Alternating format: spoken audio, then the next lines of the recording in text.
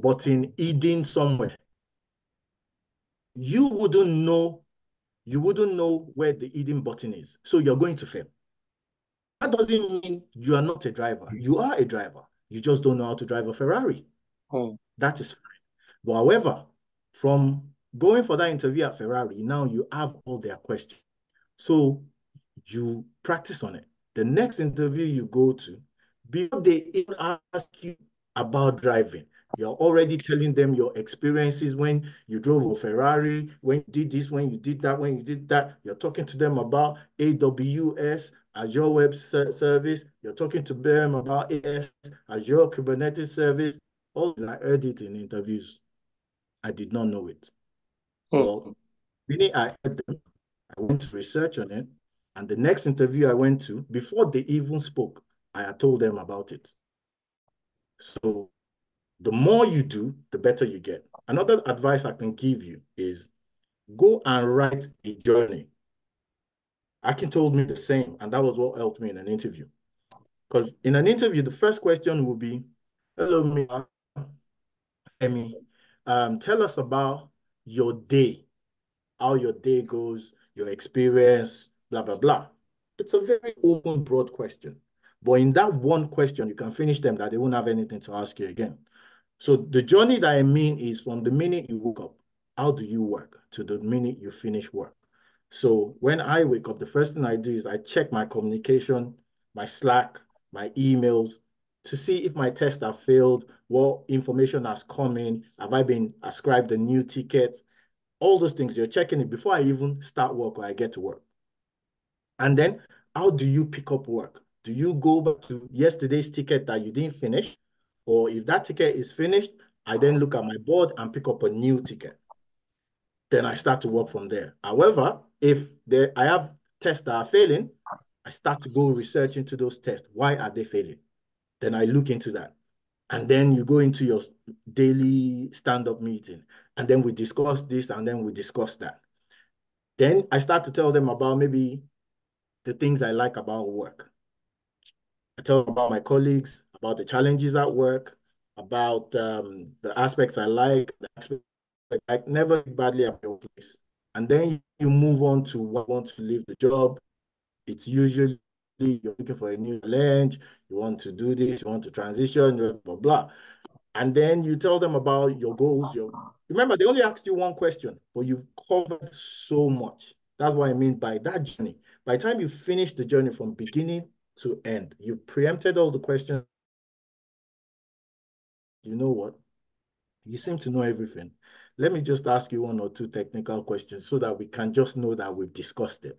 And then they might say, have you ever used a tool before? Can you tell me how this is? And you tell them, simple. But I got to that point to be able to discuss that journey because I wrote it down and I was reading it every day. So you have to do the same. You can't be lazy. But I promise you, the difficult part of this journey is that interview. You see, once you get the job, everything becomes easy. Suddenly, okay, so my contract says I'm meant to go into work twice a week. But when I started, I realized that they only needed me to come into work once a week. But guess what? Even that once a week don't go because they don't need me. I go into work maybe once in a month. So I become very lazy. I wake up at 8:55. I put my computer on, able to log in for 9. Sometimes I go back to bed. I sleep till 12. Then I come back and they don't micromanage you. It's a very professional working environment. They believe you're a professional, you know what you're doing. You go to the board yourself, you pick up your tickets, you work on it according to how you want to plan your time. So if you want to do it 12 midnight, no problem. As long as you meet deadlines, they will not chase you, they will not call you or micromanage you or anything. So it's a very enjoyable field to be in. They take very good care of testers, at least most companies, because they make a lot of money. For them to employ testers, they make a lot of money and they spend it. For me, we have pool tables at work, we have table tennis, we have table soccer. If you drink a drink, you just leave it on your desk. Someone will come and pick it within 5 minutes. The food, everything is there. They have massaging rooms. You can go for a massage. They expect you to get up from your desk every 50 minutes. That's over-pampering. Yes. So I'm glad you guys are into it. You will see the journey. It's not hard. Just cross that interview stage. Once you cross that interview stage, everything else is easy. And see, I'll be honest with you, interviews is not really about the questions. It's about the relationship, the talk. All they're trying to see is, do I like this person? Can this person fit into our team? So in the interview must be positive. You have to be vibrant. You have to be dull. You can't be a one word response. That if any question they ask you, just give them one line. Yes, no, no. You have to take it from them, then tell them a story. Every little thing they ask you, tell them a story. Because see, if you're quiet, they will ask you things that you cannot answer. However, if you can talk to them and take it to your strengths. So even if, let's say your strength is in writing experts of ed, but they're asking you about something totally different, twist it to your strength.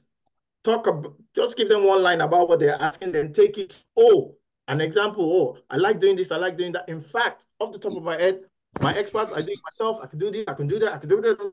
Talk to your strengths. They will forget to ask you what they want to ask you. And the good thing is, their interviews are timed. If they tell you the interview is going to be 45 minutes, it will be 45 minutes. Now, out of that 45 minutes, your target is to take the interview from them and talk more than them so that they cannot ask those questions. That was what I used to do. I would take the interview from them and we talking more. So that by the time it's for 5 minutes, they've not had time to really question me. They will end the interview and move you to the next level. Yeah. But you can only do that if you've read. You have to read. You have to read your notes. That's it. All right. If anyone wants to ask me any question, I'm available anytime. You raise your hand, Ewere. You can unmute yourself and ask. Yeah, hi, good evening, everybody. Thank you very much for the insights. Quite insightful. I want to ask, because for me, I've been applying, even as I sit here, I'm still applying. Yesterday, I applied over 30, if not more. I've not gotten a call. The only call I got sometime last year was for one African organization that wanted volunteer on a Scrum Master, which I did, and they gave me an offer. Of course, I later turned it down because there was no benefit, nothing at all.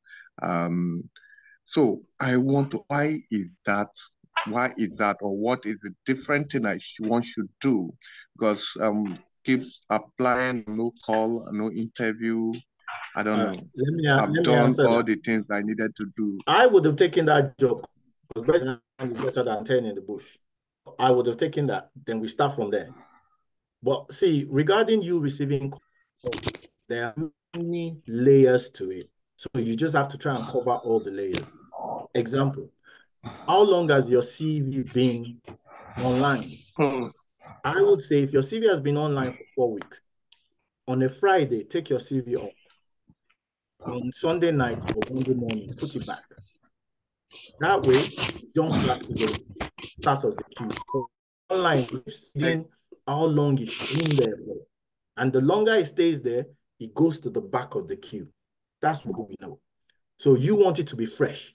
So after 4 weeks, take it off a day or two, put it back the following week. It will jump to the front. If it's not getting traction, it might also be how you've written it. If your CV is too voluminous, meaning too many pages. When we're talking too many pages, anything more than 3 is too long. So you have to shorten it. It has to pick their interest. Now, there's a way you can write your CV where there are some keywords that we call them buzzwords. They have to appear multiple times.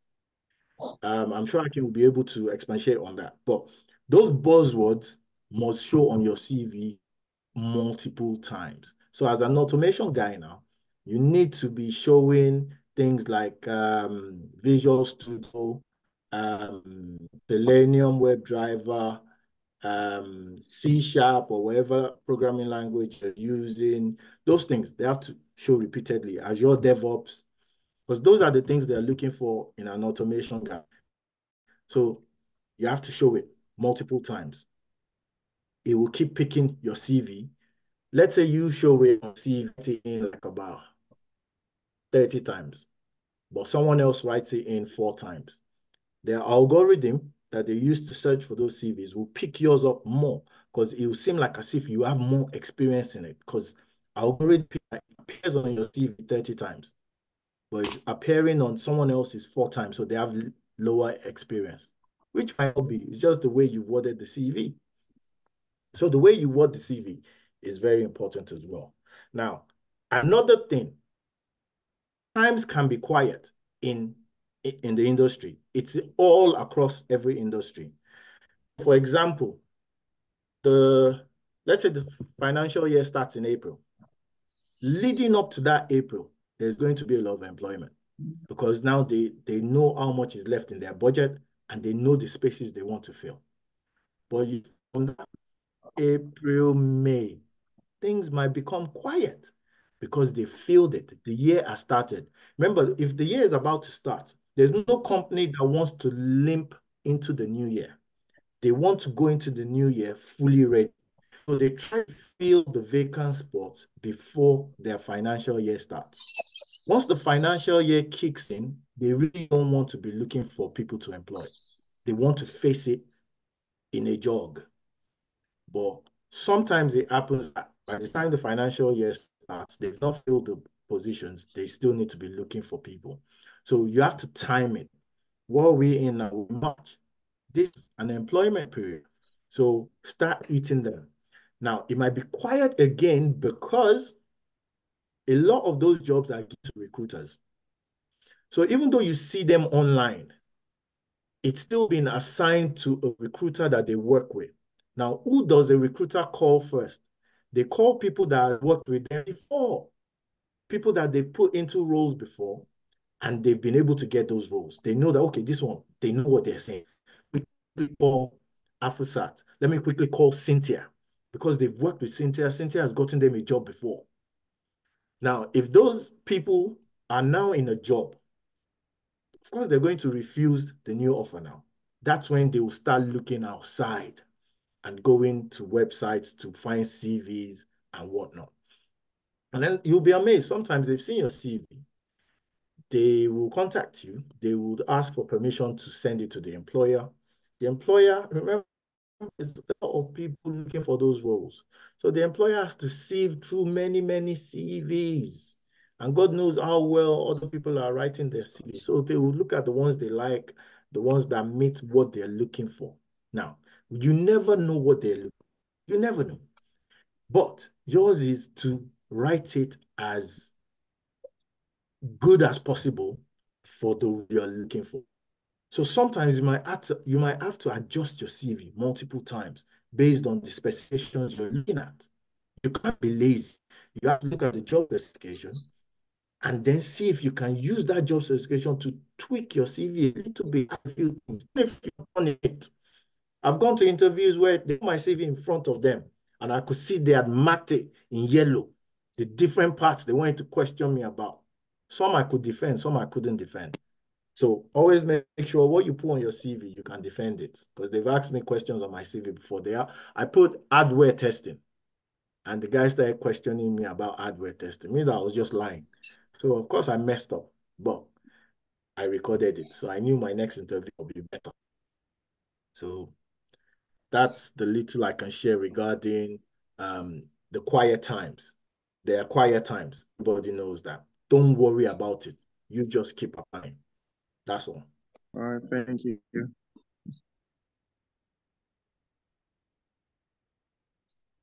All right. Any other question for Sean before I call on the second one? I started with him because we started on testing. That was why I started with him. And he failed from his story. He failed to tell you how he ran away the first time. you know, because before coming back again, you know, it could be scary. The journey could be scary, you know. You might not understand Jack at the beginning, but once you configured your mind that, you know what, come rain, come shine, no matter how difficult this journey will be, I'm ready to do it, you know, until you have the, you know, until you decide, after, what's it called, determination, that, you know what, I'm going to do it. You know, it's not an easy road. No one, whether you're doing testing or you're doing Scrum, the challenges you are going through now is, you know, it's part of the journey, you know. It's survival of the fittest, elimination of the unfit, you know. But all I know is it is possible, it is doable, and it is achievable. We just have to do our own bit and allow God to perfect it, you know. And he said something about, you know, they have different stuff at work, like snooker, table tennis, which is true. But I could remember that story made me remember when I was at one point in my life, the highest career that was aiming was to become a corporate security officer. Imagine a master student, you know. Yeah. That I'm telling you, that was my highest, that was my dream, to become a corporate security officer. And I achieved it. You know, God actually made me achieve that. And that was where my eyes, you know, got opened. You know, I was working in RBS as a corporate security officer that I've requested from God, which he answered my prayer, you know. And, you know, during their lunch break, I'll see them changing to, you know, running kits. You know, they will come with suits. By the time they are going out in the afternoon, you know, in the sports wear, they want to jog around. I say, really? You have the time to go and jog around, or you have the time to go to the gym when you are still at work? And me, I'm here standing 12 hours. You know, that was where the mentality started to change. So there could be another life better than my own, you know, what I was aiming at, you know, as a corporate security officer, you know. So the mentality changed. And you find out that all these IT people, you know, by the time you start, you know, there are loads of benefits, you know, salary increment every year, that is a must. As long as the company is making profit, there is a quarter, a portion of that will come to you. So you might even start with 50,000. The next year you won't be on 50,000, you know, whether 52,000, something will go on top of that thing. There's bonuses that you collect as well when they make profit. There is increment. There's so many benefits. But not until you get there, you think that people are lying to you. If I didn't work at RBS as a security officer, again, which I asked God for, you know, I'm sure I'll still be doing security till date, you know. But there you see, I could see different small guys, you know. I was chance to have a discussion with one. Few of them became my friends, and, you know, I asked them, how much are you guys even earning? As in the range. And funny enough, most of them are not even a permanent staff.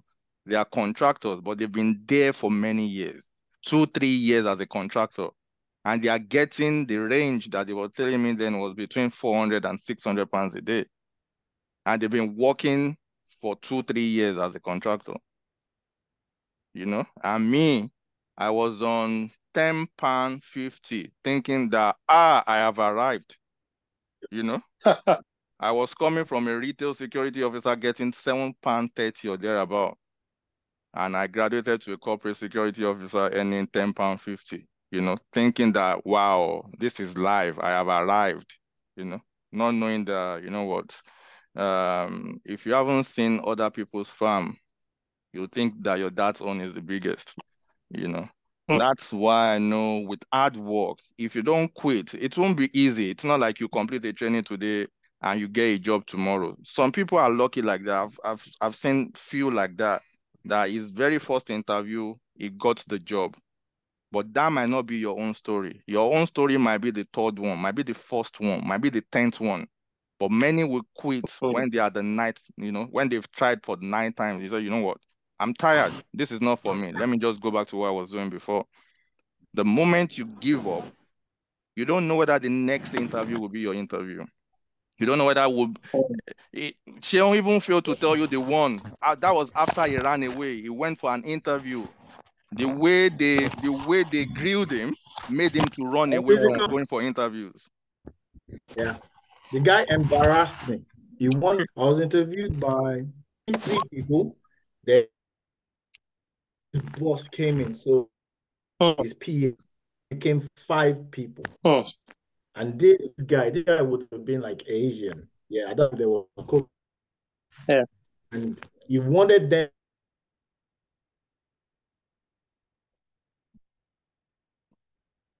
to embarrass me. See, it got to a point, they said, okay, let's end the interviews over. And we're about to get up. The guy said, no, he has one more question. Interview is over. I know I'm not getting the job. Let me go. He said, no, one more question. And he said, can I write on a piece of paper? He gave me pen, he gave me paper. He said, he wants me to write where A equals to C, B equals to D, without A touching B and C touching D. I've never heard it before in my life. Till today, it doesn't make sense to me. The guy said I should write it on paper.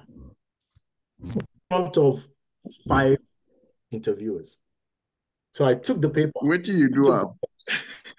The guy Vex gone. I looked up, I looked down, say, what can embarrassment be this? I said, I don't know what you're talking about. Because they go my house. So I left. After that, 1 year, I did not interview again. I left it because I was so down. I was well, I just thought, you know what? Yeah, you might be down, but that means you're stuck in this dead end you're doing. So you had to pick yourself up. That was when I decided I'll go for 66 interviews and I'll get the 67th one. So every time I spoke to anybody that knew more than me, even on the evenings when I'm just talking to Aki and he's telling me about stuff, I'll record. So when I'm driving to work, I'll be playing my recordings with my friends that are testing. They were teaching me stuff. I'll be listening to it. Zoned in. I was always listening to something someone was teaching me. And see, I was getting up looking for something. This is my book. I call it the Bible. All the notes that I've written, I now wrote them out properly. So everything, see, API testing. At the time I was writing this, I didn't know what I was writing about. I was just writing anything. But these are the things I used to read every morning. Yeah, every morning. And it's about 30-something pages or 40-something pages. But you know, when you read it, 52. I've got 53 pages here. Read it long enough. You will get to a point you're not even reading from pages anymore because you've read it so often. The key thing is that journey. If you can tell them that journey from when you wake up in the morning to when you finish your day, your interview is over. Because there's nothing else to ask you after that. They will just need to ask a few technicalities. How do you deal with this sort of situation? Have you done this before? Have you used this before? That's it. Because your journey, your day life, 1 day life, has covered everything. What you do. I have another question. Yeah. Before I started doing learning testing from a friend, I was actually in cybersecurity. I've done cybersecurity training for like a year and a half. So some stuff that I've gained certificate in, I put in my CV. Is that a plus, or is he overqualified? Is he coming in conflict? Or not? Okay. They're not overqualified. However, there will be a genius that will look at it and think, why cybersecurity? Why leave cybersecurity and go into testing? But it's not for them to judge. It's where your interest is. You can be in cybersecurity and decide it's not for you. My strong side is in testing. That's where I want to stay. So like for me now, I did testing. I came back to Learn with Pride and I did Scrum Master. It's on my CV, but I've never been asked about it before. Same way on my CV, I wrote that I wrote the testing qualification, ISQTB. I don't have it, but I put it on there. I didn't write certified at the back of it. Why? Because the day somebody says, let me even see this certificate, I'll tell them I never said I've got. I said I'm qualified, as in I know it. I understand it. I didn't say I'm certified for it because I didn't put Yeah. certified. Yeah. Okay. But the Scrum Master one, I'm certified for it. So I wrote certified at the back of it. But I'll be honest with you, they never ask you for documentation. For anything you claim you have, they won't ask you because you've satisfied them in an interview. And when you Yeah. start, the good bit is no one will give you work and say, and stand next to you, do the work now. I want to see. Nobody does that. They give you the work. Go and use 1 week. Go and use 3 days. Go and use 2 weeks. That's your problem. Just go and get it done. The only time they might chase you on work is if that particular work has a deadline, and then that means you have to do it before the deadline. But most of the things I do, there's no deadline. You can sit on it for as long as you want. Okay. The more you sit on it, the more it shows on the board. So even you'll be looking bad because it's been a while on the board and they can see your name on it. On it. Okay. Yeah. Because in my own situation, I was getting a call every 2 days. I even get agency that they ask me to give them consent that they will represent me. So every now and then they are putting me forward for interview, and I'm getting interview every 2 days, 3 days, and I kept asking myself, what is it I'm doing wrong? Because I ended up being an interview for like 1 hour, two. So in my head, they're gonna get back to me, only for me to get email say, oh, sorry, we picked someone closely, matched to that, particular position, but don't be discouraged. You can, apply again or this and that. Let me And tell you something. That until a was guy not your asked job. me about API. See, your own is coming. The Okay. reason why you're not getting those jobs is because those jobs will stress you. The one that is yours, God knows it. Trust me, He will give you your own. Because see, you don't want a job that within 3 weeks they will source you out. So you don't want a stressful job. The one that is yours will make it to your table.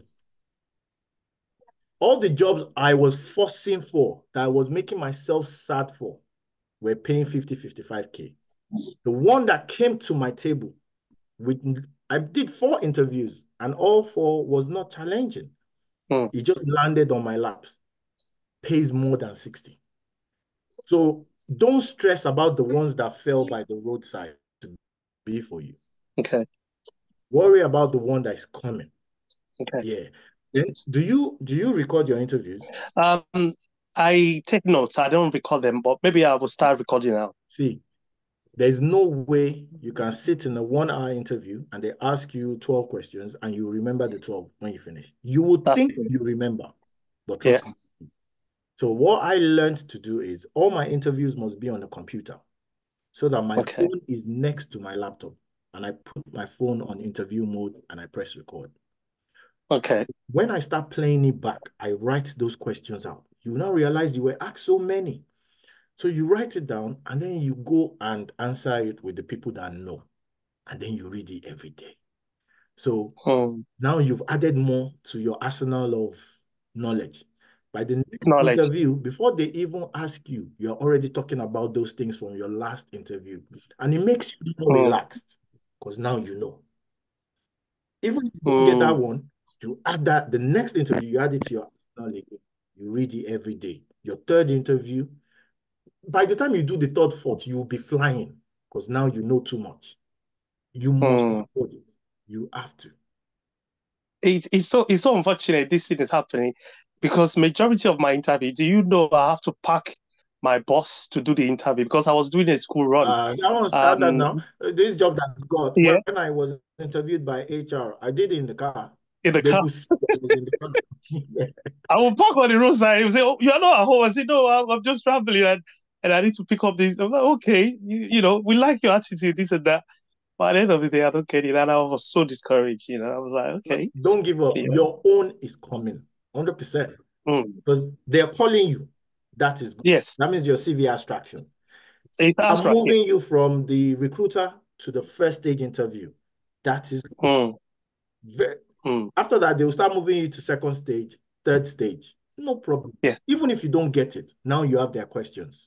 That's all you need. Okay. You need their questions. Then you practice on it. You go for the next one, you go and bamboozle them. Okay. All right. Thank you for that tips. It's very helpful. Yeah, thanks. Yeah. Just before I call on the second person quickly, just to say something about that. Yeah, do not, I know it's painful when you go for interview, especially when you think you did well and you are expecting a call back, but when they called back, they told you, oh, sorry, you didn't do well. It's always very painful, but there's always a reason for everything that happens, and I believe I'm a testament to that as well. My very first job that I got, I was in contention with like a friend that we finished the training together as well. Female, same same position, same company. They put, both of us, they put us forward for an interview. I did my own interview. It was a 3 stages of interview. The first one was on the phone, 1 hour. The second one was 2.5 hours. You have to be on their site. They will give you a technical test to write. Then after that, they'll interview you based on the technical test that you just finished. So I did mine, although I didn't do well. I didn't even finish one line of code or whatever. Anyway, I thought that was over, as in that is it. So they interviewed her. She couldn't even get her system to work. She started crying. The opportunity they didn't give to me, I thought maybe because she was a lady, they now told her, you know what, you can take the technical test home, do it, and send it back to us. I said, these people are coming with the Aojoro again. I said, okay. She did it, sent to them. We got to the final stage together. To cut the long story short, I got the role. She was really devastated. She was crying that she did not get that role. But 2 weeks later, she got another role, paying more than the initial one, the one me I got. But what she didn't realize that the one I got was, is it hell on earth, or how do you call that thing? I was working with, all of them were female, and this is me new, just coming from, I just completed my 3-month training, but maybe like 2 weeks ago, thinking that maybe I'll get, they'll be soft with me. It was hell, when I get to work in the morning, as I was about swiping in, my heart would just jump that, another 8 or 9 hours in this place. It was terrible.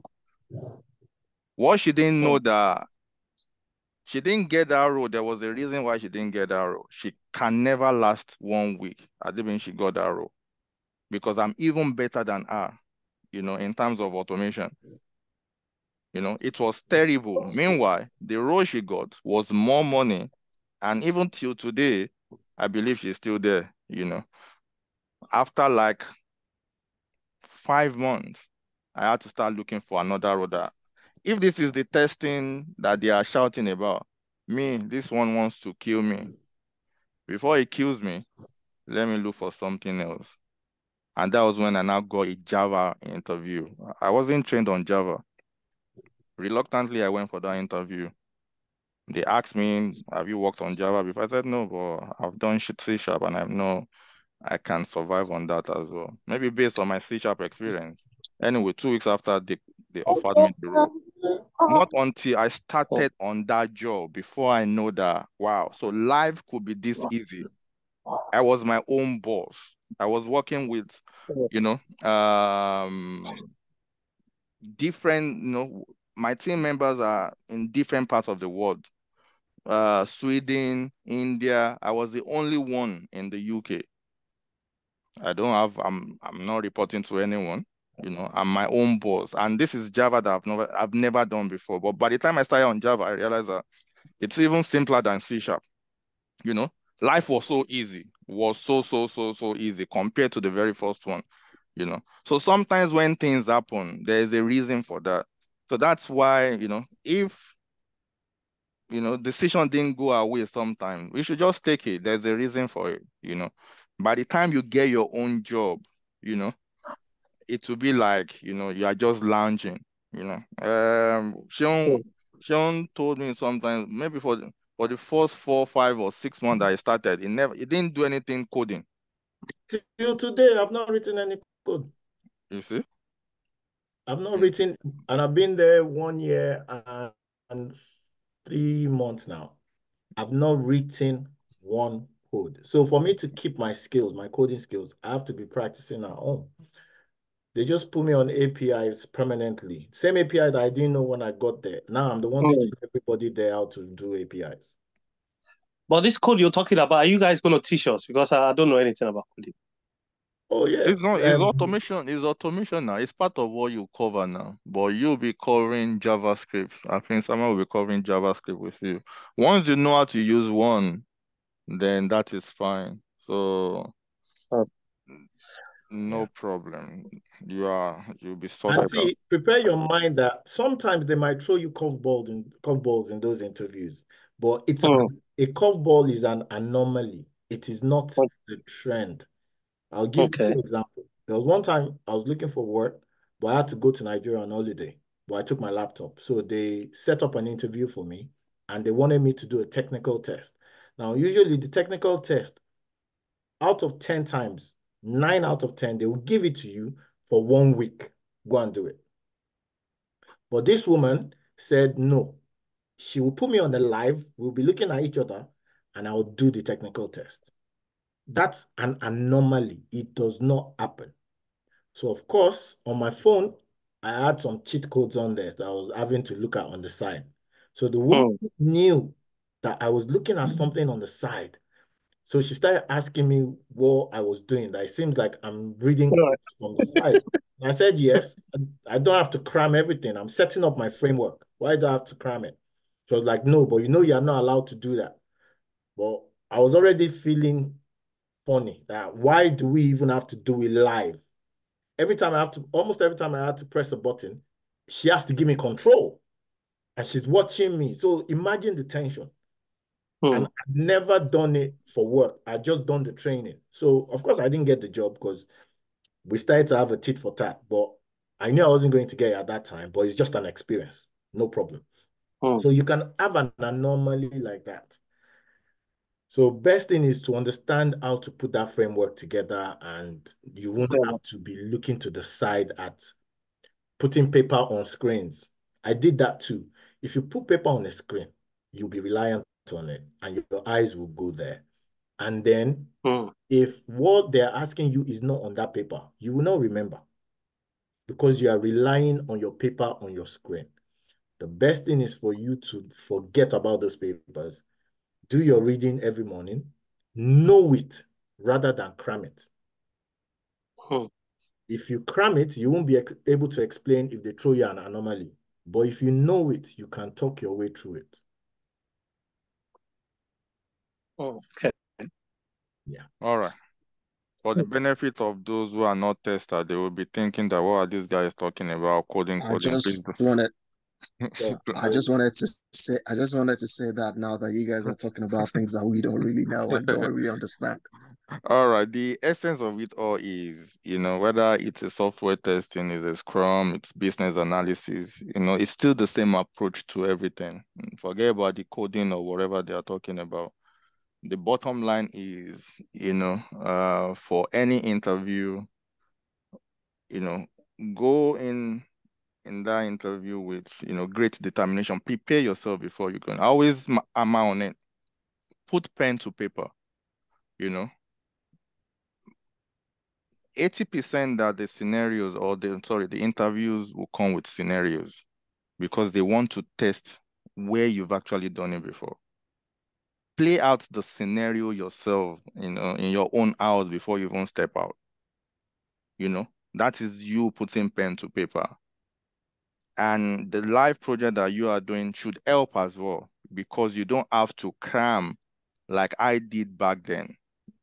I don't have this opportunity. So I had to imagine things. If you know how long it took me to understand what working in an agile environment is, all this sprint planning, daily stand-up, if you know how long it took me to understand, why? Because I had no one to tell me, to explain to me. I'll go online, I'll still not understand, but I have to put something on the paper the way I understand it.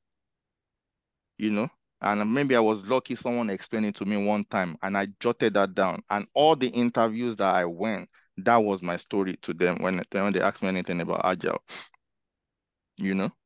So that is why I said people should take this thing serious. It might look like, oh, this is a baby's game or whatever the hacking is doing. There's a reason for everything. And for those that commit into the process, you see it. You see the difference when you start going for interviews, you know. Before I call on Akin, quickly, Adeshola, you raise your hand. Sorry. You can ask your question if you have a question. Good, good evening. Mine is not really a question. It's just to add to what Shewon has been saying. And I recently did an interview, and it was the third interview, the third phase of that particular interview. So in my head, I've already started thinking, oh, I've gotten this job. So I already saw myself in that role, measuring how I will leave my house to the office and everything. But unfortunately, I got a shocker. I think it was about third day after the final interview, and for almost 1 week, I couldn't recover from the shock. So it's just very crazy. The first interview was very funny. I have about 4 people on that panel, and each of them asked about 5 questions each, and I answered all their questions. I was very confident I'm going to get a call, and which I did. Then the second interview was like that. We had 2 Indians, one Chinese, and one British guy. The same thing, technical questions. I did very well. Unfortunately, the third one was just a discussion. So what really went wrong, I can't really place it.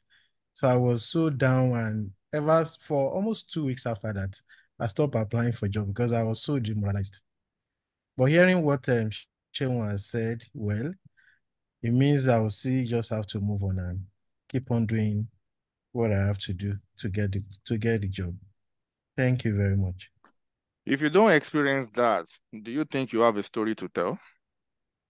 You won't. These are all the things that will form your own story as well. The one that you least expected, you'll be shocked, is the one that you are going to get. Sometimes when we are so, should I use the word desperate, that I want this job by all means, that is when we tend not to get it. If we just free our mind, whatever it is, I know it's a learning curve for me. Every interview that you attend, always learn something from that interview. Don't make it a do or die affair. When you make it a do or die affair, that is when it gets to you and you might not be able to eat for the next 2 weeks. But whatever it is, whether good or bad, learn from that interview and move on. Shane mentioned it as well. Couple of his interview that he sent to me that was recorded, wasn't great at all, because the manner of him answering question when he first started was yes, no, nothing like that, nothing like, expressing yourself better. But the more he started, doing, he learned from the interviews. He learned how to address, each interviews. So don't stop. It's not over until it is all over. So you just have to, you don't know, and you will never know whether the next interview you get will be the one, you will be the lucky one. You'll never know if you stop, and, we just have to keeping on. We have to keep going, So let me just say something quickly. Sorry, before you say one thing. Sorry, before you say one thing, I just want to because Sean said one thing about when you put CV online and taking the CV out. How do you do that? Yeah, you just have to put what he was trying to say is the way the recruiters or anybody going on that platform to look for qualified candidate, the way it works is they can see the date your CV was updated or was uploaded on that website. So imagine the CV that you are using to apply on that website, let's say Indeed, was uploaded in October last year. As a recruiter, I will not call you because my assumption would be by now you should be in job, you should be working somewhere.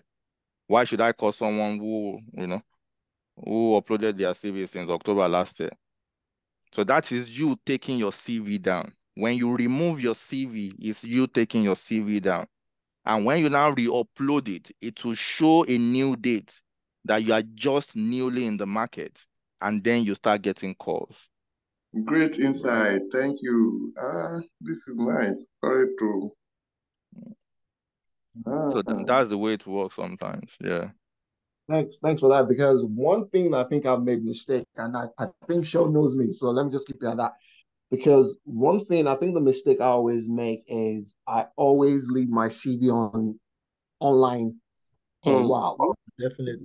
With interviews, I think last year, December, I said probably I had about 3 or 4 interviews, even with, different kind of organization. In January, I think I had some. And, as everybody said, that it's quite depressing in terms of going for a job, going for an interview, you go for the first stage, second stage, third stage. And the third stage is just a final discussion and said, blah, blah, blah. And probably by a week later, calling you and telling you, oh, sorry, we'll find someone much, much better. I think that thing is quite depressing, to be honest. And as you said, it's something that someone has to keep trying. I think I did the same thing. And I think Shionto has, talked to me about it as well. And it's quite depressing as everybody had the experience. And as you said, it's a journey and it's something that, someone has to learn with. But thanks for doing this. It's for me, it's giving me like a motivation of, still going more and hopefully something by the grace of God. But it's quite stressful when you look at it from a different standpoint. I know. Normalize the disappointment. It is standard. Yeah. It must happen. I've gone for an interview before. Well, let me just tell you this story. I went for an interview. It was a man and a woman. And this is where I got the analogy of the Ferrari driver from. All the questions they were asking me, I could not answer most of them. But the woman was very nice. She will ask you the question. When you answer and you don't get it, she will then tell you the answer. That does not happen in interviews. That's the only interview I've ever went for that they would ask you, after you finish answering, they would then tell you what it is. So it was at that interview I heard about AWS, AKS, all those things. She explained it to me. So the man was just quiet all through. When we got to like 60% of the interview, the man said, you know what? I think we should end this interview. You're clearly not the man for this role. So there's no point continuing. Let's discontinue. Most people here will say, okay, and you'll be glad to finish the interview and run away. I said, no, I want to finish. The guy was shocked. He was like, but you're not doing well. You're clearly not the man for this role. And I said, I want to finish my interview. That I'm enjoying it and I'm learning as I'm talking to you. So I want to finish my interview. So they had to finish it. But guess what? The only reason why I was finishing that interview was because all their questions, I was recording it. And I knew that after recording it, I'll go and practice it now. So in my next interview, before they said anything, as I was telling them my journey, and I got to the bit about my future plans, I started telling them about AWS, AKS, and everything that woman was talking to me about. Those were the things I was using in my next interview. So they thought, this guy is of sound mind. He knows what he's talking about. No, I just fluffed an interview, but I learned it there. And I went to read up on it. And then now I'm using it in the next interview. Now, if it was before when my journey started and I'd gone for that kind of interview, I would have been devastated. I would not even push forward. But I'd made it my goal that I'm going for 66 interviews. So this one is just one of them that I had to cross. Now I know your questions. I know the answers to it. I'll use it in my arsenal and go and get the next one. So you have to have that same mindset. They will bash you. No problem. I ride on to the next one.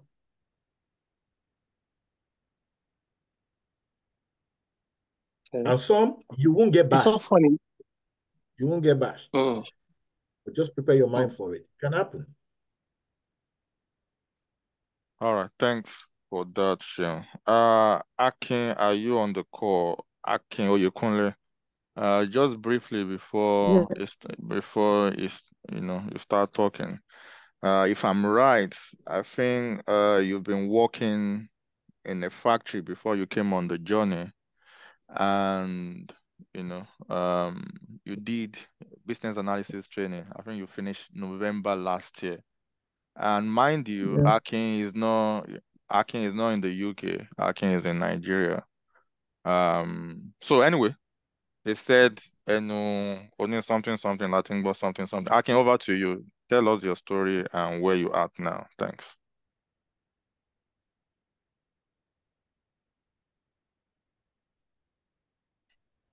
Hello, Hello. Akin. Yeah, we can hear you. Continue. Yes, yes. Good evening, everyone, Good evening. and thank you for the opportunity. Well, I give glory to God, and thank you, Mr. King, for answering the call. Yeah, you're on the call, and we bless God for your life. My story is somehow pathetic, but thank God it has turned to a testimony today. Actually, I was working in an international firm, but seriously, I was not being treated like an international staff. I was working in an international company called HIT in Nigeria. Maybe some of us might actually know the place. It's an agri firm, you understand? So that's where I found myself. Ibadan.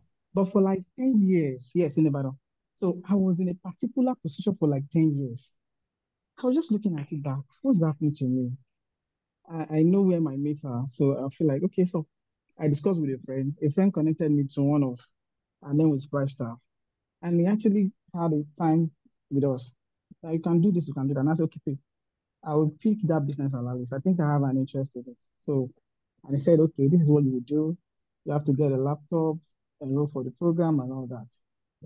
As of then, sincerely, I don't have much in my accounts. But I was like, I want to change. You understand? Thank God for this bank. So I got a loan from, I got a new laptop and I pay for the training. And I said, okay, let me choose. So far you can pay twice. I choose. Okay, how can you from an agri firm now transition that is so funny? I was like, okay, well, with God on my side, no problem. Let me,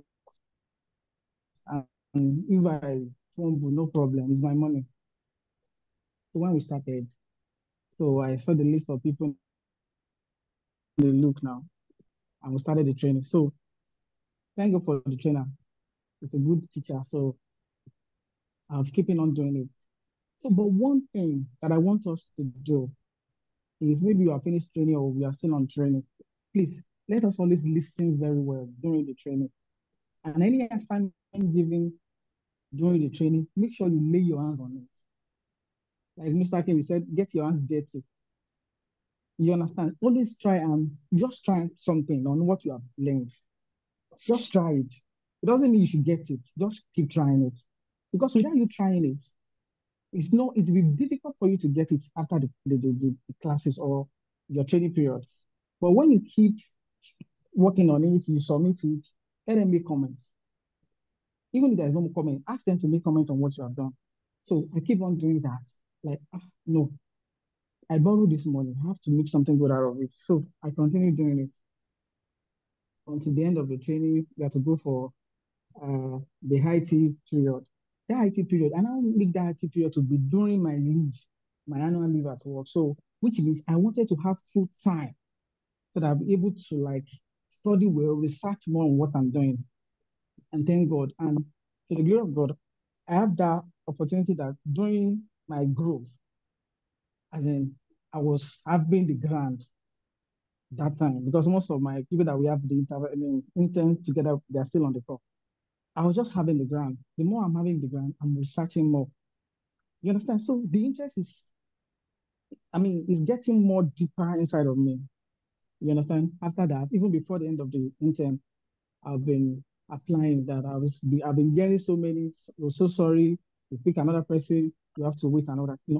So later I now relax that God, if you're going to do it, you do it. But one thing I continue doing is this. I keep on applying, even if I'm not paying attention to it. I will just continue applying. And another thing I want us to note is this: your CV speaks for you, and that's why Len will always tell you that okay, doing your CV with VAMP is very important, very very important. You understand? So then I keep on applying. I applied for this job. When I applied for the job, they called me. I was busy at work. I missed the call. So I checked the number on Truecaller. I saw the name of the company. I was like, oh, you guys have come again. If you need me, you will call me. I did not even bother to reach out and call again. Now, if you guys need me, you call me. The next day they call me. I was working on the field. I'm on the farm working in RIT. They called me on the phone that, hey, are you so you applied for this job? I said, Yeah, stop it. Ouch. He said, do you know that this job is in Abuja and you're in Ibadan? I said, I know. I applied. So if I get the job, I can relocate. There's no problem. If it's worth it. And this come when I surrender everything to God. Like when I feel like, let me relax. If God actually wanted to happen, it will happen. So another thing, we need to calm down sometimes, even if you have done everything necessary. We just need to relax sometimes. That job that is meant for you will surely come, but with ease. You understand? So when they now called me, they said, okay, can we schedule you for an interview in the evening? I said, no problem. They said, are you working? I said, yes, I'm working. But I will close by 4:30. They said, okay, don't worry. We're going to set an interview for you by 5. We're going to meet the ND and the international equipment because they have an office in London and Nigeria. And I said, okay, no problem. So, when you're working in an environment now, and you know that people you are working with are not that friendly. So I have to hide in a particular place and do the interview. You understand? So I did the interview. One thing I did, and we should learn, is that study your CV. Know what is there, even if they revamp it for you. Because if you don't know what is there, there's one person out of the interviewer that will fuck you up. That you said you have done this. It's on your interview. Okay, it's on your CV. What can you tell us about what you said you have done? So it's very important to study your CV. And like what Mr. Shin said, always learn to carry them through the journey. Before they ask you, okay, yeah, tell us about yourself, I started all what they needed to ask. I started from A to Z. What I've done, training I've done, half that we have worked on during the intern, I've said, okay, then I said, okay, fine. And what else can we ask you? Okay, what are the tools that you think of? I said, I've mentioned the tools, and we still wanted to mention the tools again. And I said, okay, no problem. Tomorrow, can we still meet you again tomorrow? I said, no problem.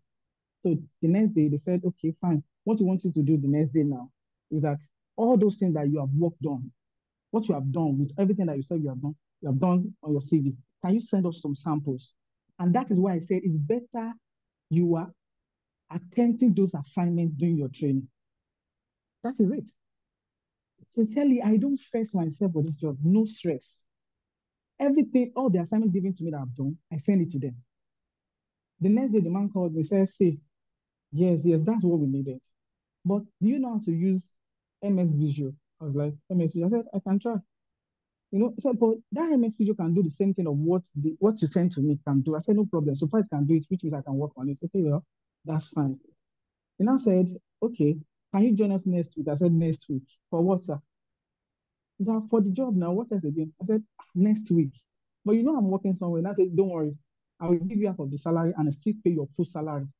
You'll be collecting from us. And I said, is that how it works? And I said, yes, because we need you. Okay. Hallelujah. Okay, just give me some minutes. I will call you back and then the call. You understand?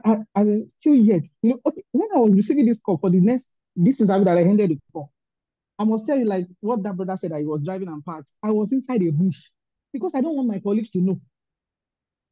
You understand? I was inside the bush with my phone, inside the bush, thick forest, like thick forest. That's where I am. You understand? So I was like, okay, like I will call you back. And I said, okay. And okay, when do you want me to come? And I said, Monday. I want you to come on Monday. On Monday to Abuja from Ibadan. And I said, no problem. I said, I will be there on Monday. So I waited for like 4 days. And I called the man on his mobile phone that I've not seen the appointment letter. So I cannot expect him to set my journey like that. And I said, I'm so sorry. I was busy doing other things. because the project we are on is so big and we want you around. Okay, now say, don't worry, I will send you the appointment letter. You have to endorse it and send it back to me, and your salary will be there. Oh, wow. The initial salary that we talked about, when I got the payment structure was not what they did. They even increased it than what we discussed about to 6 figures. I was like, like I can't believe it. Like I'm mad, seriously, because this has been the guy working on a field, working on the sun every day for my 10 years life, out of my age. You understand? Like, I was just looking at it. So this is how God works. Okay, no problem. I will start going. And I'm supposed to resume on Monday. Now I said, just take your time. You can start coming on Monday. You can resume on Tuesday. Okay. So I went on, I traveled on Monday because I wanted to know the office, because I don't want to resume late as the first day. So I get to Abuja. So I get to the place, the Lord me in an hotel. Okay, no problem. I resumed the next day. Immediately I resumed to the office. I saw an alert of half of the salary of where I'm coming from. They said that is just for you to settle down and all that. And I said, okay, thank you. And I said, you are still going to collect your full salary, because like you start at the middle, but we are still going to give you your full salary. And I said, yeah, that's cool. Like what Mr. Singh said, when I look at the office is just like a playing ground. I was like, you can go and rest your back when your back is paining you. You can go there, I was like, me that I'm coming from farm, it will be somehow for me, like, person they work for farm for 10 years. You understand? I was like, okay, so this is how it is. So I sent the office, they give me my office, my laptop, everything I needed, they give me, they send me the file that I need to work on. And that place, like, they put your brain to use. Like, they don't want people who be like, you be laid back. No. Every 30 minutes brainstorming. Oh yeah, talk about this. What can we do? I was like, So this is how it will be. And when I got to the office, the project manager doesn't really know how to configure Jira. I was like, he was asking problem on it. I said, no, there's no big deal. Okay, come, let me teach you. This is how to do it. And the guy was, thank God you are employed. It's as if I was waiting for you. Since that day, the guy just saying like, oh God. I was like, well, that's God for you. The guy now said, can you tell me about your journey? I said, see, I saw their call that first day, but I feel if it is my job, they will call me back. If they needed me, they will call me. And I said, I fear your God, though. So now I said, that is it. They need to call me. I don't have to stress myself. I'm telling you, they don't ask me much question than what are the tools. So a job that God has assigned for you will never stress you. That's the truth. You might have got so many, so sorry, or get to the edge of getting the job and you don't get it. Please, it's not meant for you. One that is meant for you at the right time, it's come. Even on the platform of God, without you stressing much of yourself for it. Because sometimes when you are too anxious to get on board on an interview or to start an interview, that curiosity sometimes always hinders to another land. Sincerely, you just have to relax your mind. And that's what I did I will not call them back. Not that I don't want the job, but I've always been that person that is always too anxious. I will overread and start saying nonsense. You understand? I was just like, if they need me, they will call me. Like that thing that I just said to myself, I was like, that one has given me peace of mind to be able to express myself. And another thing is, like what Mr. Sen said, some people actually like the way and manner you portray yourself, the way you talk. Some interviewer are actually looking at that. When I met the man one-on-one, said, I employ character. That's what he said. He said, I see you can do better. Even if you don't know what we're going to do here, but as time goes on, you get on. Because this is my first time of being a business analyst. And they are working with what's it called, on telecommunications companies and all that. That's what they're doing. I said, okay, we give you some time to study our files and what you needed to do and all that. Sincerely, for the past time I've been there, it's wonderful. Seriously, it's wonderful. Very, very wonderful. And that's what God can do. And that's what you can do as well by contributing your own content to it. You understand? Just do what is needed of you and leave the rest for God. You understand? So the journey to greatness is not difficult at all. But what is needed from us is just patience to get to where we need to be. Thank you. Thank you. You've heard from the horse's mouth. I don't know whether you have any questions. See, sometimes when I talk. Hello? Hello. Yeah, I said sometimes when I talk, like some set of students should be starting a project on Monday. I had the kickoff meeting with them on Saturday. I told them, I always beg, there's no time I have a meeting with you, I will beg you, please, this is what you should do. Please. Learn with Pride cannot go 100%. We can go 50% by providing you with the platform support and all of that. But the other 50 has to be done by you. I begged, please put your house in order before Monday. Sort out everything that needs sorting out before Monday, like your meeting times, introduce yourself to break the ice. Till today, this evening, nothing has happened on that group. What more can we do? If we don't do our own bit, there's no way it will work. It's only those that put their mind, soul, spirit, sweat into the process. Yes, God do answer prayers, but before God can answer prayer, you need to do your own bit as well. There is no shortcut.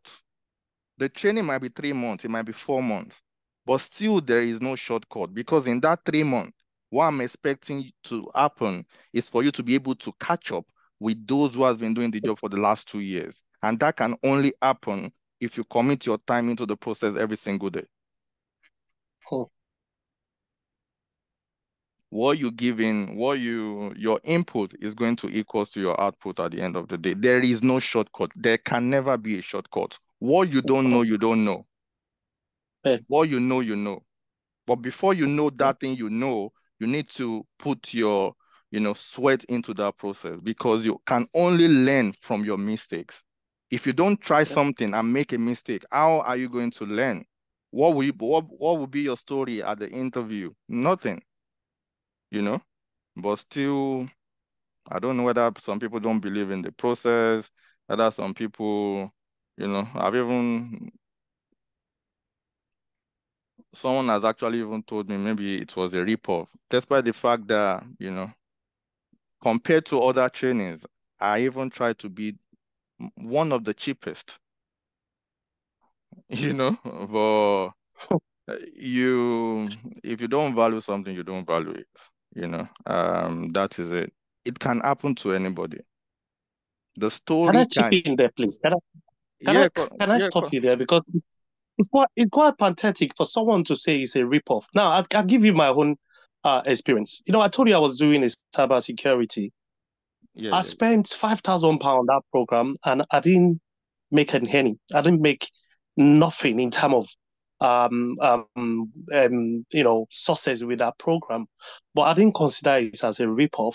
I was doing a software testing with my friend. They were teaching me manual testing. But I felt something is still missing, because they have their own job to do as well. There's a limit to what they can teach me. And I said, you know what, I need an expert, input. And I approached you, I came to you, and he told me what, your fees are. And I said, yeah, I'm willing to do it. And I can tell you categorically, as we speak now, I am much more confident than even before with the little that I know, because the process at which you guide us at every stage is so easy to really find yourself in a wonderland, like, okay, this is where I'm missing, or this is the correction. So for someone who has in the back of their mind that is a ripoff, I think they are making a mistake.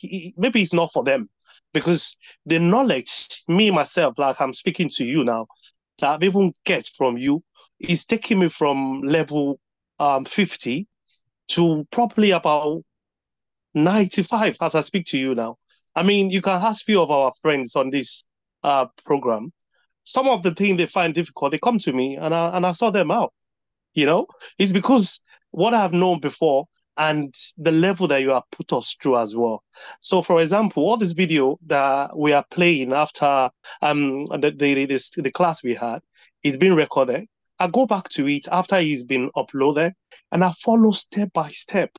The thing that happened to be gray area to me, I will put my laptop on the corner, I'll put my phone on the corner, I listen to it, I watch the step, and I practicalize it, and it make it easier. So how on earth is that a ripoff? I don't get it. Because if you don't have all these guides, if you don't have all this process in place to really put yourself and learn this thing, then you find yourself, wanting. So again, from my own hand, I'm going to apologize on behalf of that person. It's never a ripoff. You are contributing to our development. Thank you. Good evening now. I just want to chip into. Sorry to interrupt. I raised my hand before the other person spoke, and I wasn't. Oh, okay. So sorry I wasn't called. You have that's the floor. fine. Yeah. It's just going back on what you said about. Akin, this is for you. You did mention that we're starting our project on Monday, but what we wanted to do, I don't know if you were reading the messages. We wanted to have a catch-up meeting with the people in my group to have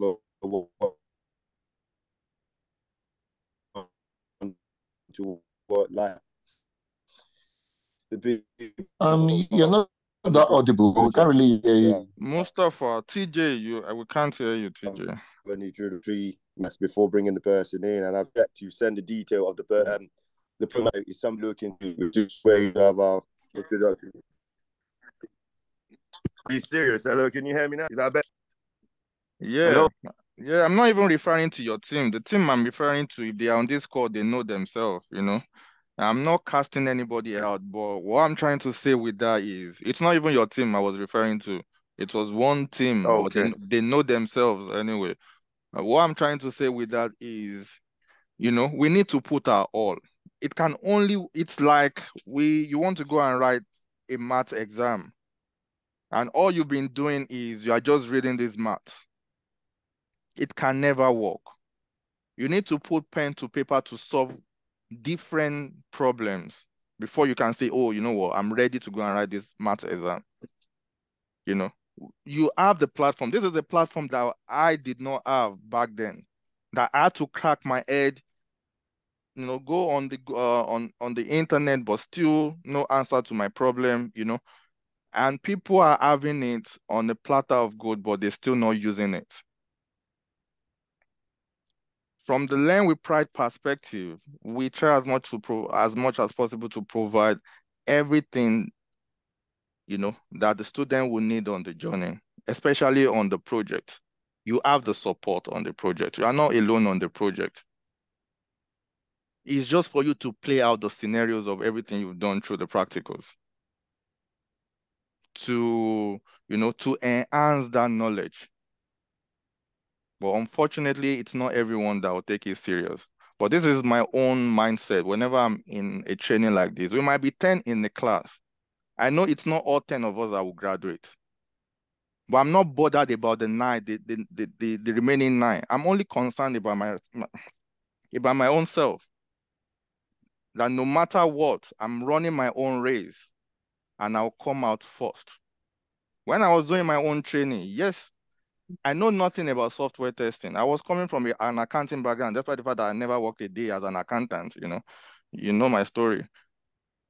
But I told myself, you know what, in my class, I will ensure that I'm the best so that other people will come to me. Not that I know it, but because I portrayed myself to them that like I know it. And that will challenge me to go and read more. By so doing, I'll provide answer to their problem. And that was what I did, We were like, I don't know, maybe even more than 10. I'm not bothered or concerned about the rest. I'm only concerned about my own race. How I'm going to get from point A to point Z. If everyone thinks like that, then it will make life easy. we all get to our destination. But unfortunately, some of us hide under the fact or excuse of, I've got family, I'm working 9 to 9, I'm doing night shift. If truly you know my story, I've not even told all my story. Sometimes I might not sleep at home for 2 nights, for 2 days, 3 days. As I'm finishing from night job, I'm going back to day job. I had to do my reading inside the car, sleep inside the car.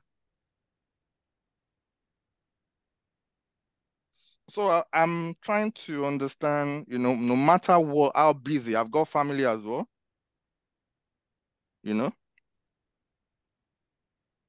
we just need, before it can work, we just need to create that time. Whether it's 2 hours daily, we need to sacrifice those hours. Nothing you get on a platter of gold, will last. You need to work for it. Your sweat, you need to work for it. At least know, if it's a business analyst you enrolled for, know 50% that, you know what, if I should go for an interview today, I know how to defend myself. If it's Scrum Master, you know how to defend yourself. If it's testing, you know how to defend yourself. Not that you know everything. No, it's not possible. But the little that you know, you can capitalize on it and win their heart at the interview, especially when we ask for favor. But before you can ask for favor, you must have done your own bit as well.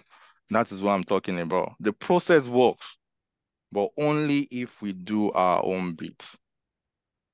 Only if we do our own bit. I don't know whether anybody has got any question. But that is it. Okay.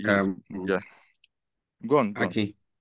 Yeah. Okay. Good evening, all. First of all, I was one of the team that was supposed to meet before Monday. I think what actually happened was that we were unable to, 2 of us were just chatting. We were unable to conclude with the particular timing. It's not even your team I was referring to. Even the team I was referring to. Okay. None of them have spoken on this call. Not your team. Not your even team I'm talking about. Okay. Okay. So we made a plan to meet tomorrow.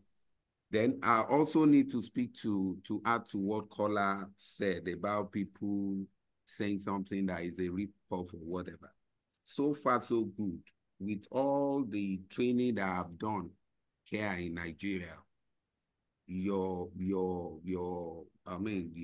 organization has been the best, excellent so far. Because what I've seen is that you just pay for 2 weeks training and you go there. For them to even give you the recordings is also a problem. And before you know what is going on, some people will come in the back to tell you that they can help you to do exams or whatever, blah, blah, blah. And at the end of the day, you just discover that you have the certification, you don't even have the practical experience. During this session, I was still chatting with you to put me through on something, and you are still, with all these things that we are doing, you're still giving me, telling me what and what to do. So it's quite impressive. So I just believe that don't worry, Akin. We'll make up to that, and I know that the whole thing will still kick up, because the way it is now is like you still need to set up an academy, because I'm quite impressed, honestly, because with all the trainings and they do Scrum Master 2 weeks, do this in a week or whatever, at the end of the day, you just have the knowledge, but the practical experience, the backup is not there. So your organization is still fantastic so far, so good, to my own opinion. Thank you.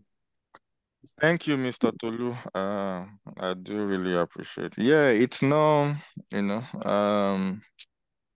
we can always try our best, and not that we are perfect, but we work on every critiques, on every feedback. We take every feedback on board as well. So if I know that, there is an avenue for us to improve in one area or the other, I always take it on board and act on it as well. So that is the only way we can continue to grow and, you know, satisfy. 1 year ago, I don't think we have anything like this anyway. Yeah. Aki, sorry, I just want to, I don't know Please, if it's can we actually consider the people referring. raising their hands first? Oh, Please. sorry, Femi. Oh, sorry about that. Please raise your hand. Let me call Abayomi. I think you are first on the list.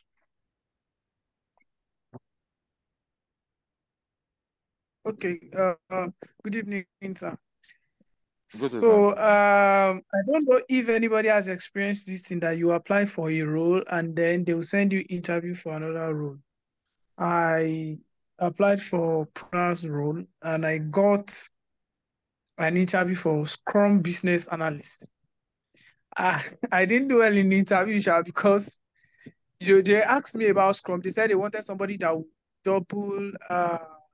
double as a Scrum Master and then a business analyst. So, and they saw that I had Scrum Masters and stuff on my CV. So that's why they called up on me. But you did a business analyst. No, I did Scrum Master Product Owner with Learning Pride. Okay. And then, I saw a role. Actually, the role that I applied for was Product Owner for that same company. But when I got interview for Scrum Business Analyst. When I got the interview invite carried Scrum Business Analyst. Okay. So we need to be attentive, especially when we're on a project. Some, I do tell some to interchange roles just to get their hands dirty. This is one of the reasons I do that. So I'm sure in your group, yes, you didn't enroll for a BA job. But what I tend to do at work is to shadow other people what they do. Despite the fact that it's not my role. From your daily meetings, you should have a clue what a BA does. I've never worked as a BA before, but I can tell you what they do day in, day out. I've never worked as a product owner before, but I can tell you what they do. I've never worked as a Scrum Master before, but I can tell you what they do. How do I know all these things? It's by working with them. There is no way you can work with someone that you won't have a clue about what they do day in, day out. So that should actually serve as as a learning curve as well. We should pay attention to what other people are doing in our group, be it tester, be it Scrum Master, product owner, business analyst, developer, because you never know, when they are going to ask you or when it's going to be useful for you. So don't just say, some people even, it's funny, most of our courses now are like double combo. Some are even 3-in-1, like we have one project management, product management, Scrum and UI UX. Some people will come to me and say, you know what, I only want to do product management. I will laugh. I say, you are getting all this for this price and you are still telling me you just want to do one and go. But how many times, do you want to explain to people that, these are we have our reasons for combining all these courses together because they are intertwined or something like that. Product will take you to UI UX. You need to know how to design as a product manager and all of that. It will take you to Scrum as well. But some people are just, so we should learn from other people in our team, what they do. It's not a must for you to know it in total, in details, no. But at least you should be able to say one or two things about other roles, that you've been working together with. So take that on board and act on it, because you never know whether such will come up tomorrow again. But at least have an idea of what BA does. It's not your role. I know you didn't train as a BA, but at least because you work together with them, have an idea, on what they do day in, day out. You can even arrange a meeting with a BA in your team if you are still on a project, just to walk you through what they do day in, day out, for you to have that knowledge. That is how we grow. Let me just quickly add to that. I've noticed now that in the UK especially, they are starting to blend some roles, meaning they don't want to employ a project manager and also employ, let's say, a scrum master. Or they don't want to employ a product owner and a scrum master separate. So they try for one person to do all those roles because they are kind of similar. So now they adapt, they've changed the name. They will call it something like, they'll say service delivery manager. But within your service delivery manager role, they've incorporated being a product owner and a scrum master, or being a scrum master and a project manager together. But they will call you a service delivery manager. So you have to be able to adapt and read in between the lines. So anytime they throw you those kind of scenarios, just go and meet someone that you know is probably a product owner or a scrum master and find out what they do. Take your notes, write it up as something you do as well, or you've done before. Put it on your CV, apply for that service delivery manager role. They all mean the same. Because to be honest, if you look at those roles, they are doing similar things. Your scrum master is just like a senior prefect to make sure everything is going well in the classroom, isn't it? You make sure people are not making noise. You're the intermediary between the class teachers, the school, and the students. That's really what a scrum master does. What does the project manager do? Something similar. Move the project along. Make sure all the different services, all the different arms are doing what they're meant to do. And you're monitoring the KPIs and milestones and all the product owner. What do? They are the intermediary between the business and you, the agile team. They make sure that you understand what the product is and you are delivering according to what the business wants. And they're always checking. So the roles, they are similar. Now, I've not done any of those roles before, but from doing all my trainings we learn with Prive, I've learned to understand what they do. At my workplace currently, we don't have a product owner. We do not have a scrum master. Those roles do not exist, but they have service delivery managers.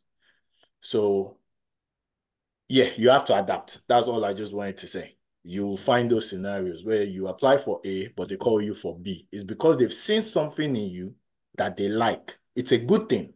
So go for it. Yeah, thanks, yeah. Adeniran, you can ask your question. Thank you very much. I think one of the periods that we had sections in the past, someone came and the person was saying something about being a product owner. You probably don't have to really bother yourself. If you get to see an opening for a BA, then that you can quickly apply for it. That basically product owner and being a BA, it's like the same, almost like a similar role. That all you just need to do, just learn just an extra tool that a BA uses that probably you don't use. Probably, being a product owner, you use Miraboard, you use Jira, just an extra thing that a BA uses that you don't know. And I think that's it. Just working an extra thing. But my question is this. I want to refer to Akin Oyekunle when he spoke. And apart from believing in his God, I just need to ask him, what is the secret? What are the things that made his CV to be unique? That eventually he was actually still waiting for them. If they don't call me now, I don't care, they'll call back. At least there are some intrinsic things there that you would rather say, you know what, this CV makes a sense. Let me just leave it open. I don't care, they'll call me back. I think that's my question. Thank you. Akin, over to you. I believe you are still on the call. Thank you for the question. It's kind of funny. But yeah, though this is it. I believe in something. This is what I believe in. I believe in doing your best. Yes. I believe in doing your best. And after that you have done your best, just rest. That is it. Because like I said earlier, during the training, like I make sure I actually download the training on my phone, you know. So I will always put on my AirPod. Whenever I'm working or doing anything, I will be listening to the training. You understand? I will continue listening to the training. And during my lunch period at work, all those things that we have done in the class, I will always work on it. Yes, I always work on it.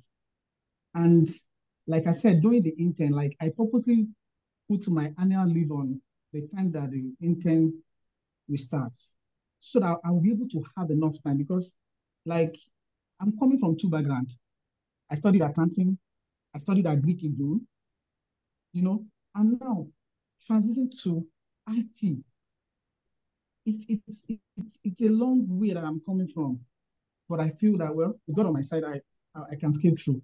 But I need to do more, because I'm not on that field before, and that is why I tailored my annual leave to that period, so that I will be able to have enough time to do what I needed to do and to know more. You understand? So during those times, I don't know, as God will have it, some BA, they are not available because they are always busy with work and all that. It's not maybe they don't want to do, because everybody is willing to do in my team. But I don't feel, okay, this is for me. So far there's no one available, let me do it. I keep on researching. And you know, for you to get internet in Nigeria, it's a whole lot more that you have to pay more, but I don't care. I feel I need to do this. I need to work. I need to put myself to this thing. I do so many research on the project that I was on, that I wanted to give the best. You understand? So I keep on doing it. Even in the middle of the night, one of my teammates will be seeing me uploading some things on Jira. That, are you not sleeping? But I have to do it. You understand? There's some point that you get to in your life that you feel like, see, you have to do more. Even if you feel like giving up, just try. You understand? So I keep on doing it. Even sometimes, you know, our meeting can even cut to the middle of the night, and I try to interact with people that we are in the team together. Like what the person that has spoken before you said, he said, even interact with people that are not on your field. During that time, that is when I know how to do Jira. The configuration of Jira was to be done by a Scrum Master, but when they are putting him through, I was just looking at it. We always we post our video of our meeting, our stand-up, daily stand-up, and I'm just going through it. Okay, I can see now how to do this. And that's why I was able to put the project manager on board on how to actually configure the Jira. You know, like I feel on my own part that I've done what is needed of me. You know, I just feel like, let me rest. God, just have the way. You understand? My part. Fine, I work on my CV I needed to do. On my assignment that I need to do, I work on it. You understand? Just be like, okay, to disturb myself. Like I said before, don't be too anxious for any call of interview you have. Don't be too anxious. Like Mr. King said, when you are too anxious, you'll be saying rubbish. And you know it, seriously. That's why sometimes when people will tell you examination is not the best way to test a student sometimes. But when you have a relaxed mind, sincerely, it will be coming. It will be coming as easy as you can actually think of it. It will be coming to your mouth. But don't be anxious. Don't be anxious because maybe you are having a bad time at the place of work that you are right now, and let that one push you to like being too anxious. No, sincerely, you bashed. You don't like it because at the end of the day, when you listen to yourself, you record that session and you feel like, and I know this thing. But because you are too anxious, because you feel like, I should get this thing. No, you have done your best, you have done your part, fine. But let your God take the other part of it. Let it take care of what you can't take care of, that you can't see. So that is it. Like I've applied many times. Mr. King then said we should be applying like, it's not 30 a day or a week that time. I used to apply. I was like, that was even a point. I should tell you. I was even saying, this training that I did said, it's even for people in the UK. I said it before, seriously. You know, for you to know that me too, I've given up a bit, but I feel like, okay, even if I give up, I will keep on applying. Sincerely, I was not paying attention to it, but I keep on applying. So far, my TV, I keep on applying. So there's no any other secret than do your best and leave the rest for your God. Whatever you believe in, just do your best. You have to, your part is there. That's the truth. Your part is there. And you have to put your hands on it. Those things that you're doing in training or if you're on a project, you have to do it. You have to try it. Sincerely, if you don't try it, what will your story be? How will you be having conversation with them smoothly without having anything to say? It's not possible. You understand? Even when Mr. King, if I was actually talking about it, that some of you will do training this year, it might not get a job this year or a call, but wait till March next year. It's as if he was talking to me. When it happened, I was like, this journey that Mr. King talked about, it happened the way he actually talked about it in my life. You know, it's even me, and as I speak to you, it's a surprise. I could remember I said, if they need me, they will call me. That's what I said. I said, if they need me, it's not maybe my CV is fantastic, but for a recruiter to actually put a call through, they have seen something in you. That's the truth. For you getting a call at first, it seems they have seen something in you, and I feel, okay, fine. If they need me, they will call me. Sincerely. Even when I get to the office, when I was telling the HR, I said, if you guys need me, you will call me. I was like, to this guy, are you a pastor? I said, no, if you need me, you will call me. Because the ones I put seriousness on, they never called me. Sincerely, even if they called me, I will still fucked up. So we need to rest. There's a place of rest that's give you that confidence. And before you know it, God will just be helping you to say what you needed to say. Sorry, my question is not addressed. Okay. You are saying those are the things you said earlier. All I'm trying to say, what are the catchy things on your CV? I'm only trying to refer to the CV. You know, like you said, you left it, they called you. That's my question. The catchy things. And Seun mentioned. Let me answer that. Yeah. Okay, yeah. Thanks, Seun. Yeah. Okay, so you know your CV. Most people, initially you put your name and whatnot, then you sell yourself a little bit, then you put the tools you've used. And then you start to write where you've worked. You write like the core attributes that they want from you. So the things you've been doing, you write it there. And then I will advise you to write a few projects you've worked on. You can make it up. It does not have to be factual because they're not going to check. They can't check because they cannot tell you to give them too much info about an organization you've worked in. Okay. So they would never ask you, give us proof of these things you've done. When I was working for, let's say, Amazon. That's data breach now, so you can't. So just make an engine and put here as a project. And you see those tools that you wrote at the top. You now are skills, the tools and the skills, you now write it there again under that project. Okay. Then you go to the next job. The next job, you write the things you did, you write the projects you did, and those skills again is a repetition that you used and the tools, you write it there again. So it keeps showing. You go to the third job, you repeat the same process. So that's where the multiplication comes in, where those buzzwords, those tools, those skills reappear again and again and again in your CV. Thank you very much. Thanks. Let me quickly chip in there for you. You see those tools that they're talking about, like postmodern, like Blazor. You have to search and learn how to use it, because if you don't have an idea, they ask you for a bit of information about them.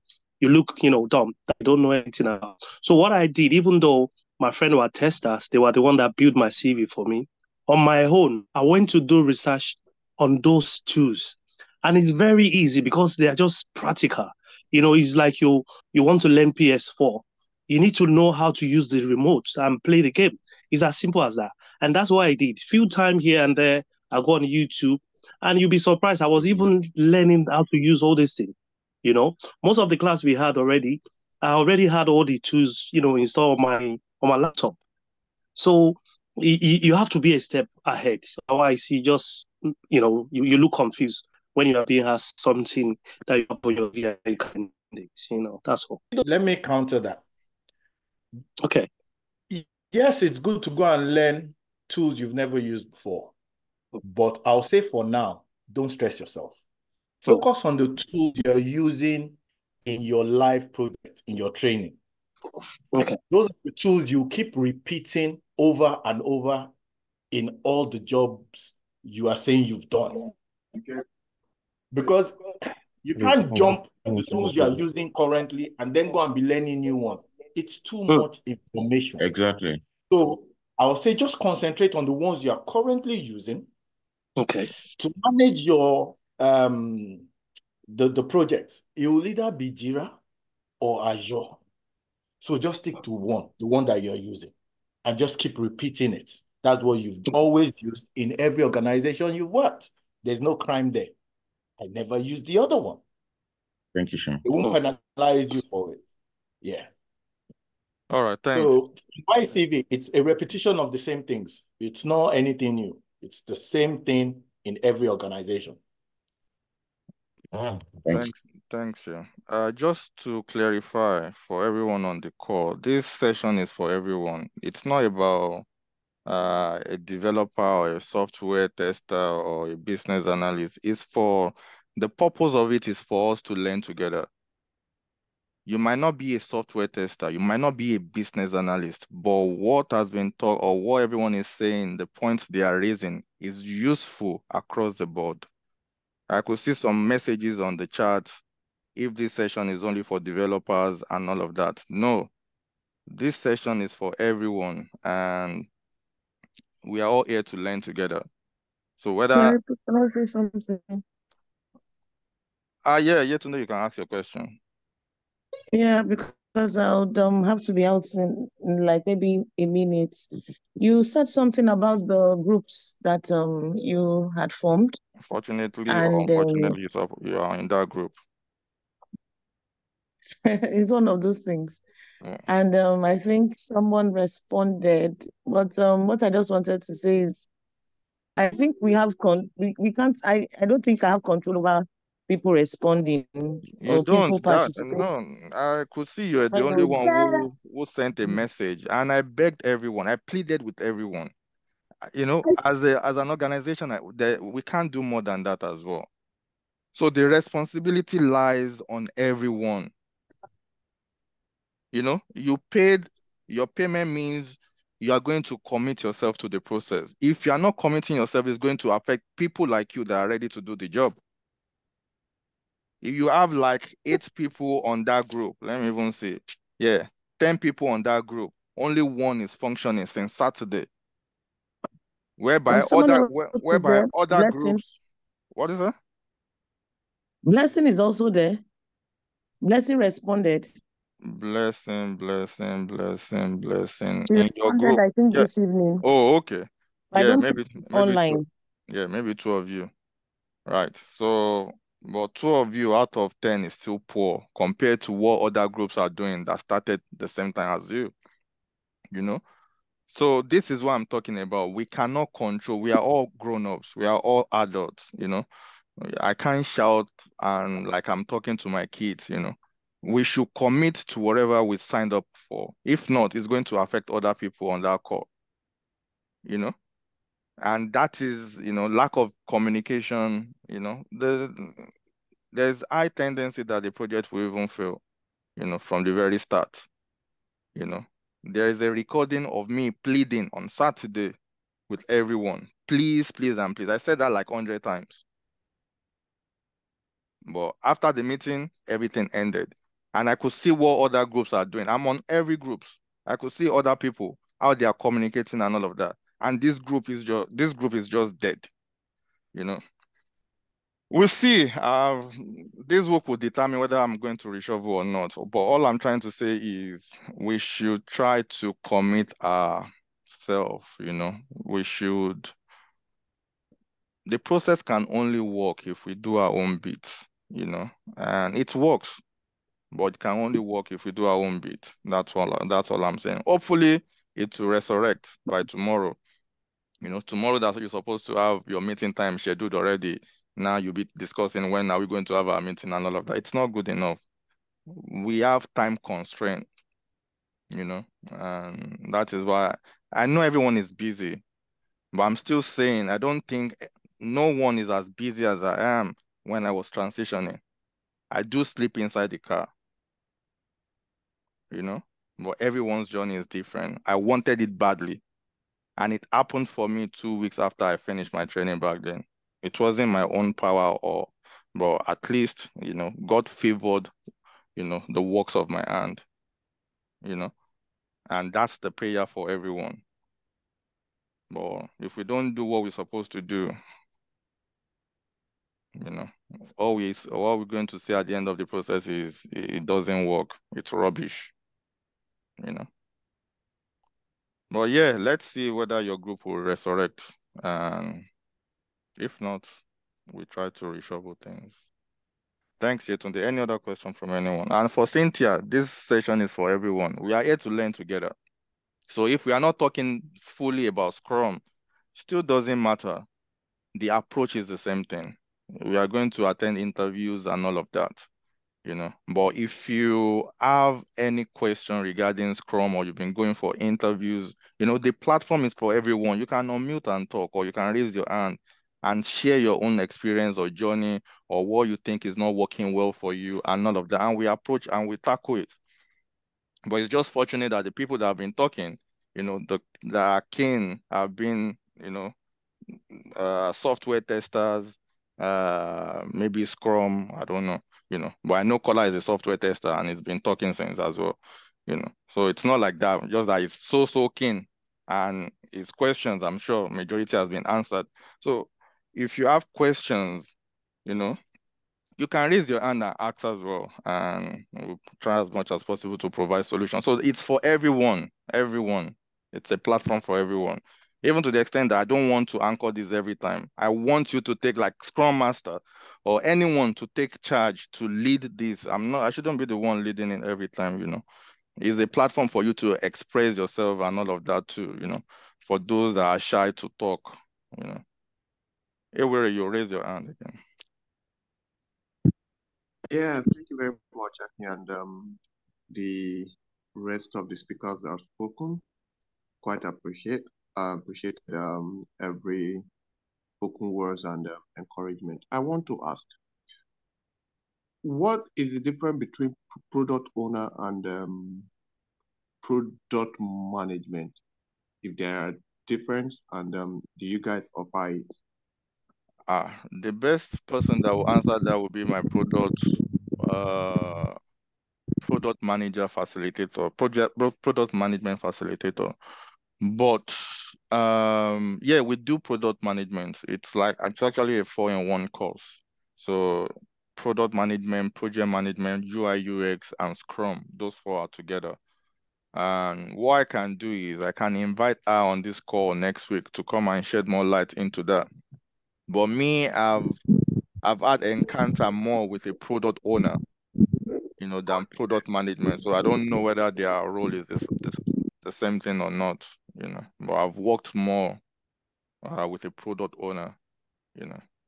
But she will be the one that can fully answer that question to your satisfaction. You are on Scrum Master at the moment, am I right?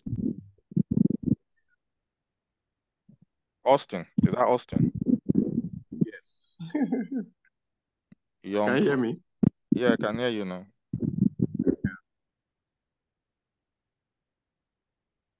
Yeah, go on.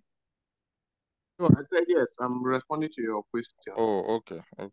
Yeah, so maybe next week I'm not next week. We don't have a session next week. 2 weeks time. Maybe I will invite her to the session to come and give clarity for those that really want to know as well. Part of learning. Thank you. Yeah.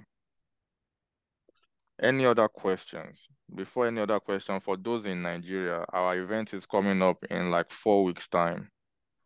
Please go and register. If you're in Nigeria or Lagos or surroundings of Lagos, go and register before we run out. Please, it will be a platform to see each other and to network as well. So if you're in Nigeria, please go and register. Thanks. Any other question?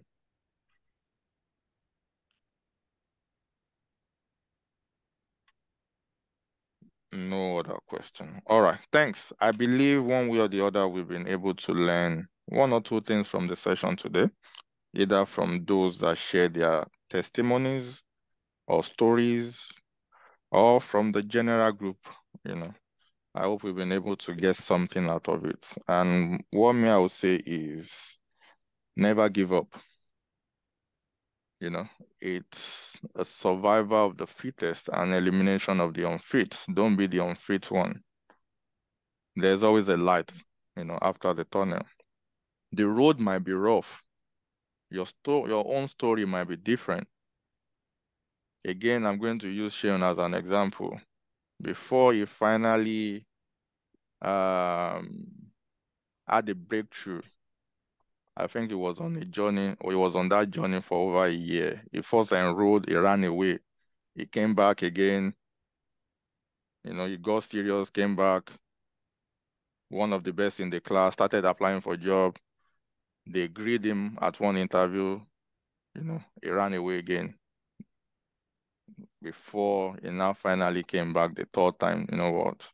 I'm going to make it work this time around. And it did. But even he gave up, there won't be any story of getting over 60,000 today. Good. There won't be such story. So always note whatever is happening, you are not, yes, I understand you want to transition, but don't be desperate. Know your stuff, prove to yourself that you know your stuff to a certain extent, and, just go. You have nothing to lose. Go with the mindset that you have nothing to lose. You still have your job, whether you are doing care or you are doing security like me. Mind you, it's not only security that I did anyway. Or you are doing security or you are doing any job, care, whatever. You still have something paying the bills, just that you want a better life. Not a better life. That's not. You want something much more flexible. So go with the mindset, you know what, I'm going to do my best and I'm going to learn from this interview, and I leave the rest for God. If it's yours, they will call you back. If it's not, then you move on. Don't make it a do or die affair that you won't eat for 2 days or 3 days. No, don't let it get to you to that extent. It's only God that knows the next minute, what will happen in the next minute. We as human beings, we just try. We can only try. And I believe, you're going to get the right job, at the right time. But the thing is, do not give up. No retreat, no surrender. They said, "A luta continua till victory is certain." So you have to keep fighting until you can feel and touch that victory. There's no backing down. You might apply for 100 interviews and it's all unfortunate. Don't give up. It might be your first interview and you get it, praise God. Whatever the position that you at, whether it's your 5th, is your 9th, is your 58th, don't give up. Everyone's story is different. But the most important is for us to be able to look back and say, you know what, I did this at the end of the day. Despite all challenges, despite all orders, I'm still able to achieve it at the end of the day. I do tell my students, or my people, when I used to train that, if I can do it, anyone can do it. I'm not extra brilliant, no. But I was tired of what I was doing back then. And I needed a change, For crying out loud, I've got masters, in accounting. But never use it for a day. Instead, I'll start doing different events, security events, cleaning, Uber, different odd jobs, and you'll be looking at other people that these people are living life, they are looking good. Yeah, now you can do better for yourself as well, So if I can do it, and mind you, I transition from non-technical to a very technical background. So if I can do it, anyone can do it. All it takes is determination and sacrifice. I can't tell you how much I sacrifice for this journey a lot. You see me sometimes, my friend will see me sometimes. I'll look myself in the mirror while driving. My eyeballs, or what's that thing? Is it eyelid? Will be like, as in like swollen up. Why? Because of lack of sleep. You know? So the bottom line is, do not give up. As it has happened for the people on the call today, it will happen for you as well, by the special grace of God. You know, Amen. but let us do our bit. Let's commit all, you know, and, you know, we can sit back, relax, and start earning that money. I want everybody to get the job because I want to collect 10, no, I won't say 10%, 9% from that first salary, you know. So it's my prayer for everyone to get a job, you know, 9% or RAM. If it's RAM that you want to give me RAM, you know. But the prayer is for God to answer everything, you know. Even get a cow. A cow. A bottle of NSC. Yeah, for the I don't drink. I don't drink. We'll buy you as well. We'll buy you as No problem. Okay. So by God's grace, I believe God will answer everyone and we all achieve our dreams in Jesus' name. Amen. So thanks Amen. everyone. My number is always open to everyone, so you can call me. And for those in Nigeria, let us see in 4 weeks' time. Let us see. Go and register. Let us see. You know. So Mustafa, you raise your hand.